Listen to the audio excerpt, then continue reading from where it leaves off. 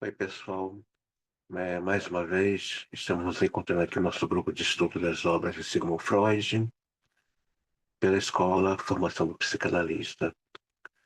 E o nosso capítulo de hoje, que é o capítulo 2, página 27, ainda sobre o volume 6, sobre a psicopatologia da vida cotidiana, 1901, o esquecimento de palavras estrangeiras. O vocabulário corrente de nossa própria língua, quando confinado às dimensões no uso normal, parece protegido contra o esquecimento. Notoriamente, o mesmo não acontece com o vocabulário de uma língua estrangeira. A predisposição para esquecê-la estende-se a todas as partes da fala, e um primeiro estágio de perturbação funcional revela-se na medida desigual. Com quem dispomos no vocabulário estrangeiro, conforme nosso estado geral de saúde e o grau de nosso cansaço. Numa série de casos, esse tipo de esquecimento exibe o mesmo mecanismo que nos foi revelado pelo exemplo de Signorelli. Para provar isso, apresentarei uma única análise, mas que se distingue por algumas características úteis. Trata-se do esquecimento de uma palavra que não era um substantivo numa citação latina. Peço permissão para fazer um relato amplo e explícito desse pequeno incidente. No verão passado, também durante uma viagem de férias, renovei meu contato com um jovem de formação acadêmica que logo constatei estar familiarizado com algumas de minhas publicações psicológicas. Nossa, eu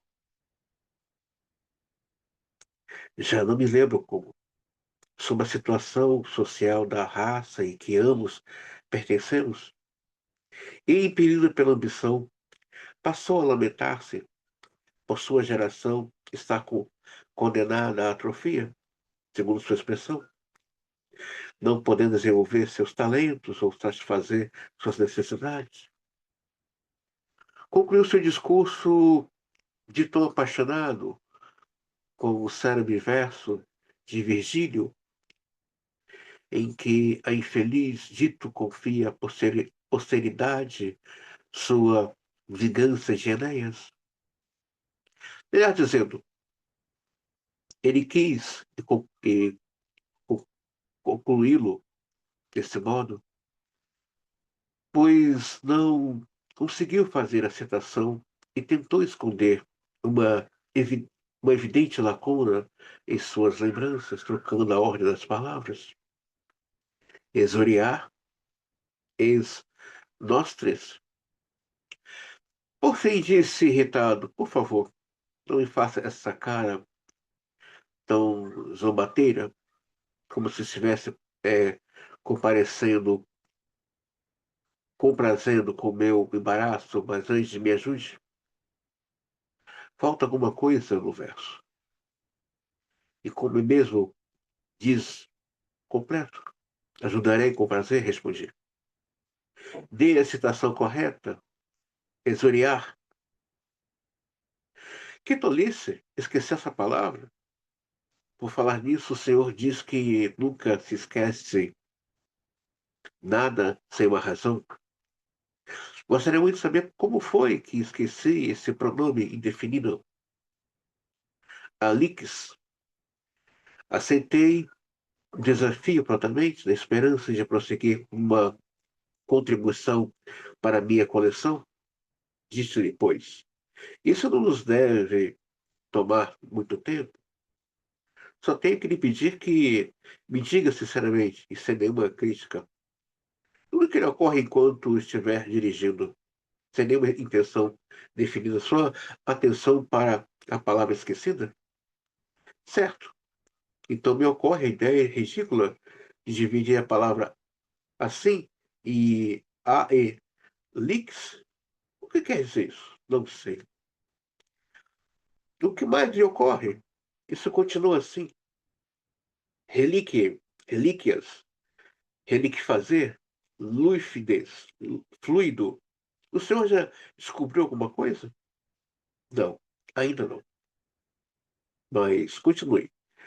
Estou pensando, prosseguiu ele com um sorriso irônico, em Simão de Trento, cujas relíquias já há 2 anos numa igreja de Trento, estou pensando na acusação de sacrifícios de sangue que agora está sendo lançada de novo contra os judeus.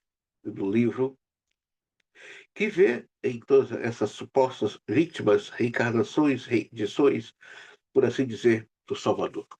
Então, Freud vai dizer que há um porquê que esquecemos as coisas, as palavras ou os nomes, ou trocamos os nomes. Diz que há um porquê por trás daquele esquecimento. Há uma brincadeira psicanalítica, né? Em que os analistas brincam entre si dizendo o esquecimento não existe. O que existe é não querer lembrar. Até para esquecer tem que haver desejo. Até para esquecer tem que haver desejo. Até para recalcar tem que haver desejo. Do contrário, o esquecimento não acontece. E mesmo que aconteça, haverá uma memória, uma lembrança de um lugar, de um tempo, de alguém, de uma palavra. Por mais que venha esquecer, mas haverá lembrança. É como passar na prateleira e olhar, nossa, eu já li esse livro. Esse livro aqui eu já li, mas ele está lá.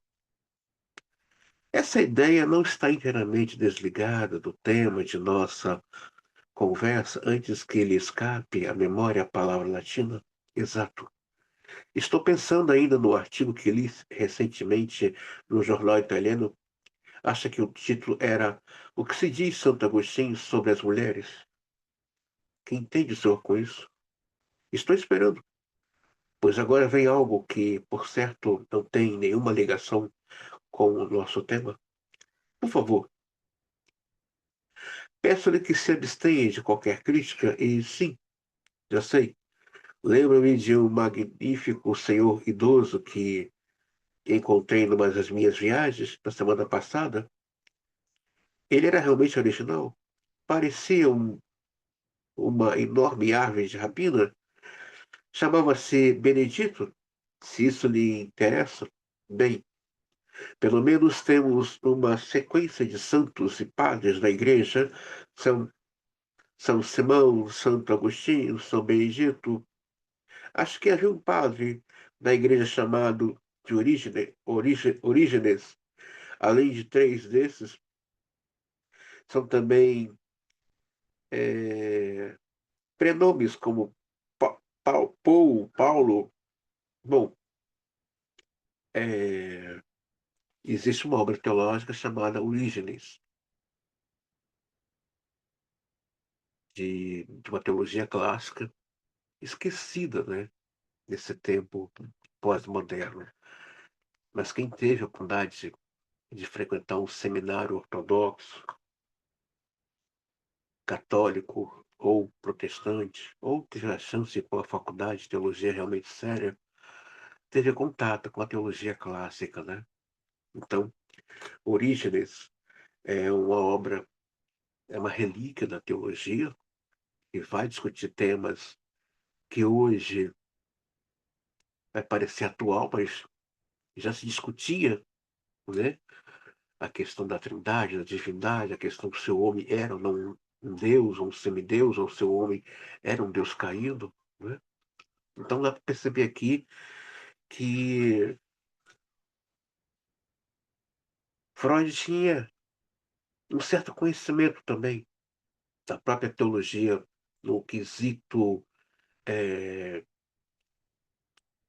clássico e ortodoxo, né?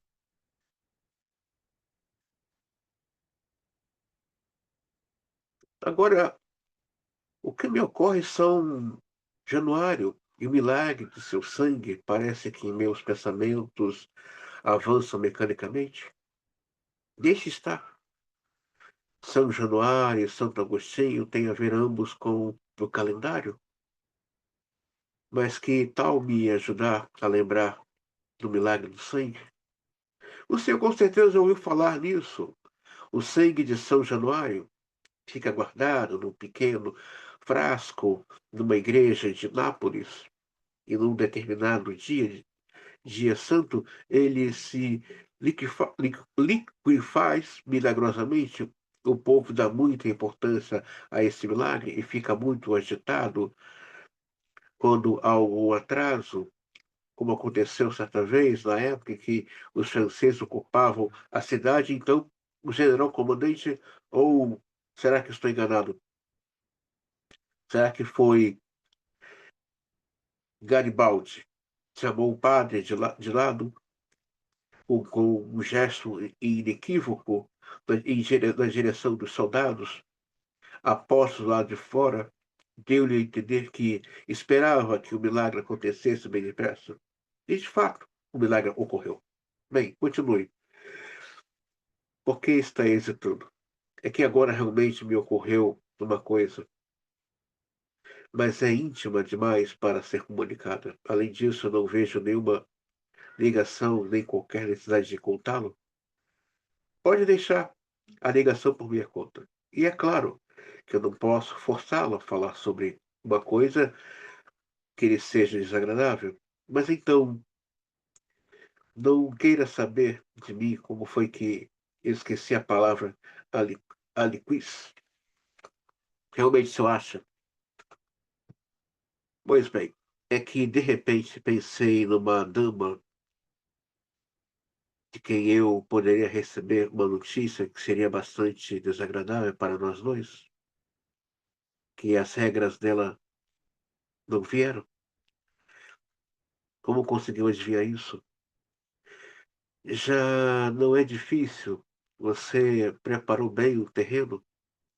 Pensei nos santos, no calendário, no sangue que começa a fluir no dia determinado de perturbação, quando esse acontecimento não se dá, na clara ameaça de que o milagre não tem que se realizar. Senão, na verdade, você usou o milagre de São Januário para criar uma esplêndida alusão às regras das mulheres. Sem me dar conta disso, o Senhor realmente acha que foi essa expectativa angustiada que me deixou impossibilitado de reproduzir uma palavra tão insignificante como aliquis? Parece-me inegável. Basta lembrar divisão em aliquis e suas associações de relíquias, liquefazer, fluido. São Simão foi sacrificado quando criança. Devo continuar? E mostrar como ele entra nesse contexto. O Senhor pensou nele partindo do tema das relíquias? Não. Prefiro que eu não faça isso. Espero que o Senhor não me leve muito a sério esses seus pensamentos, se é que realmente os tive. Em troca, quero confessar que a dama é italiana e que estive em Nápoles com ela. Mas será que tudo isso não é apenas uma obra do acaso? Tenho que deixar a seu critério decidir se todas essas relações podem ser explicadas pela suposição de que são obra do acaso. Posso dizer-lhe, no entanto, que qualquer caso semelhante que você queira analisar irá levá-lo a casos igualmente notáveis. Tem diversas razões para dar valor a essa pequena análise e sou grato a meu ex-companheiro de viagem por ter presenciado Em primeiro lugar, porque nesse caso pude recorrer a uma fonte que habitualmente me é negada para os exemplos aqui reunidos de perturbações de uma função psíquica na vida cotidiana. Tenho de recorrer principalmente à autoobservação.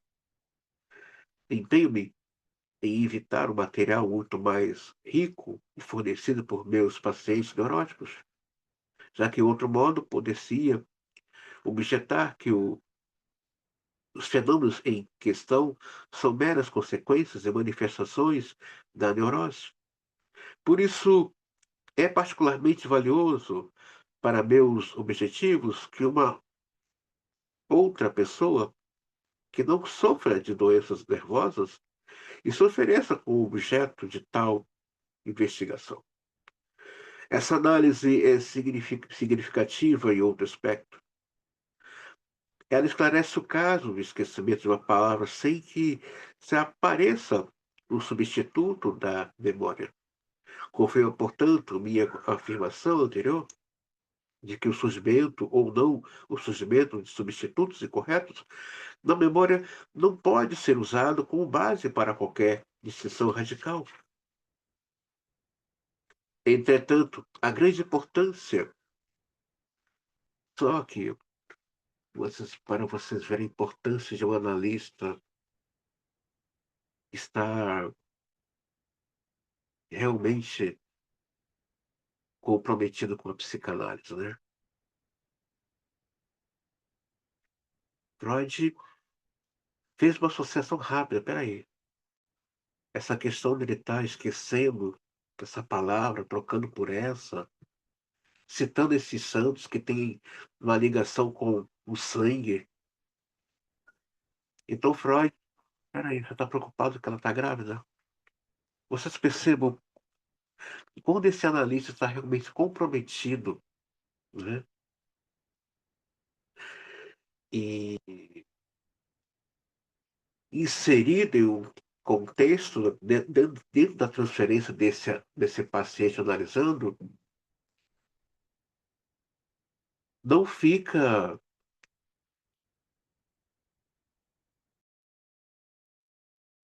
muitas vezes um texto solto no meio de uma conversa, um diálogo, seja ele formal ou informal, dentro ou fora da clínica. Se esse analista estiver muito atravessado com a psicanálise, quando eu falo com a psicanálise, não é somente no quesito da teoria e da técnica, mas também da sua análise pessoal, ele já vai. Peraí, esse texto solto, ou essa palavra sem sentido, faz parte desse outro contexto aqui. É aquela coisa de fazer associação rápida das coisas. Vocês percebam que Freud está ali com a escuta, e ele fala. Então, essa conversa informal de que levou você a falar desses santos, desses padres, e que a história deles tem uma questão com o sangue, derramamento de sangue, purificação através do sangue, tem a ver com essa jovem aqui? Freud não sabia da vida desse homem, desse jovem que também era um judeu,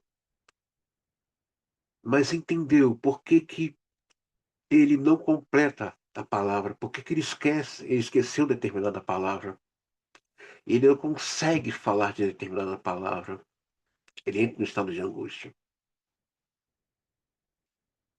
O segredo de uma clínica, o sucesso de uma clínica depende da escuta desse analista. O quanto ele está comprometido com a sua própria escuta. Passamos a escutar melhor o outro quando nos escutamos. E quando nos escutamos, passamos a saber identificar, saber enquadrar uma conversa informal que escapa um texto, é, uma ideia que a pessoa fala, não sei por que entrei nesse assunto. Se esse analista está bem, ele vai saber linkar os textos soltos, as palavras sem sentido, no real contexto daquele discurso que o sujeito está trazendo. Seja ele um paciente ou não, ele vai saber linkar. Entretanto, a grande importância do exemplo de Alix reside em outro dos aspectos em que ele difere com o caso de Signorelli. Neste último, a reprodução do nome foi perturbada por efeito prolongado de uma sequência de pensamentos iniciada e interrompida pouco antes, mas cujo conteúdo não tinha nenhuma relação clara com o novo tema em que se inclua o nome de Signorelli. A contiguidade temporal forneceu uma única relação entre o tema recalcado e o tema do nome esquecido, mas isso bastou para que eles fossem eh, concatenados numa associação externa. Por outro lado, no exemplo do Alix, nada indica a existência de um tema assim, recalcado, independente, que tivesse ocupado pouco antes o pensamento consciente e deixado seus ecos numa perturbação. Então, Freud está dizendo aqui, olha, um pensamento que você, já falei isso na aula dos sonhos, que você reprime, e a qualquer momento esse texto vai aparecer como sem sentido, mas aquilo que não tem sentido, aquilo que tem nada a ver para o analista, tem algo aqui. O, o psicanalista Marco Coutinho Jorge diz o seguinte: às vezes, uma palavra repetida várias vezes, em algum momento ela vai ter um som diferente. Peraí, por que você está dizendo essa palavra ou esse nome? Por que são diferentes agora? Tem algo aqui. Então, esse algo aqui revela algo recalcado, algo que não estou dando conta, mas que em algum momento aquela palavra vai ser pronunciada, vai ser enunciada de um modo diferente. Nesse exemplo, a reprodução foi perturbada em virtude da própria natureza do tema abordado pela citação, por erguer-se inconscientemente um protesto contra a ideia desejante dela expressa. A situação deve ser interpretada da seguinte maneira: o falante vinha deplorando o fato de que a geração atual do seu povo está privada de seus plenos direitos a uma nova geração. Profetizou ele como Dido haveria de vingar-se dos opressores. Isso, ele expressa seu desejo de ter descendentes. Nesse momento, intrometeu-se no pensamento contraditório. Você realmente deseja descendentes com tanta intensidade? Isso não é verdade. Quando não lhe seria embaraçoso receber agora notícias de que as esperas desses descendentes do lugar que você sabe, não nada de descendentes, por mais que precisemos deles para a vingança.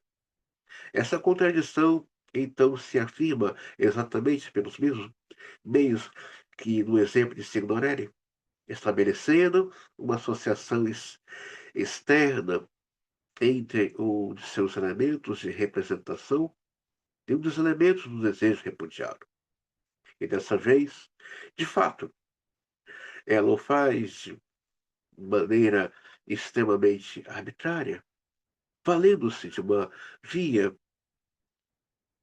eh, associativa e indireta, que toda a aparência de artificialidade, uma segunda coincidência essencial entre esse caso e o exemplo seguidor está em que, na contradição, se enraiza em fontes recalcadas, que decorre de pensamentos que acarretariam um desafio de atenção. Isto é o que eu tenho a dizer sobre as diferenças e afinidades internas entre esses dois modelos típicos de esquecimento de palavra. Ficamos conhecendo um segundo mecanismo de esquecimento, a perturbação de um pensamento por uma contradição interna proveniente do recalcado. Dentre os dois processos, penso ser este o mais fácil de se entender. Tornaremos a encontrá-lo várias vezes no decorrer dessa discussão. Então, o Freud está aqui dizendo, e eu peço a vocês, quem tiver um bom dicionário de psicanálise ou um dicionário enciclopédia de psicanálise, pesquisar um pouco mais sobre recalcamento. André, todo mundo comete ato falho? Seria um exagero da minha parte colocar todo mundo, né? Na emenda de vocês, já estou mandando uma obra, até coloquei no grupo essa semana, um livro de capa amarela, é, psicopatologia psicanalítica. O ato falho fala de um ego que não está dando conta de um desejo e de um pensamento que, um texto solto que vem na memória, a pessoa recalcou. Mas que em algum momento ela vai entrar em contradição com esse texto, numa fala sem sentido, numa fala que o texto não casa com o texto, mas são as atitudes, né? Porque o ato falho faz a pessoa ter atitudes que vai revelar o que estava recalcado. São essas atitudes contraditórias com o texto. Por que é o ato falho? É a atitude da pessoa em contradição com o texto, não está em harmonia. Então, a atitude dela vai falar muito mais alto do que, propriamente dito, o texto que ela está apresentando. Então, peço a vocês, de maneira carinhosa, quem puder pesquisar um pouco mais sobre recalque. É uma aula, é um módulo riquíssimo e que vai te dar um norte daquilo que o sujeito tenta esconder dentro de si, mas que em algum momento o ato falho de palavras, de uma impulsividade, vai revelar uma verdade que o sujeito quer que ninguém saiba, mas que está lá. Então, desde já, muito obrigado a você por essa pequena videoaula. Se gostou, por favor, dê uma curtida.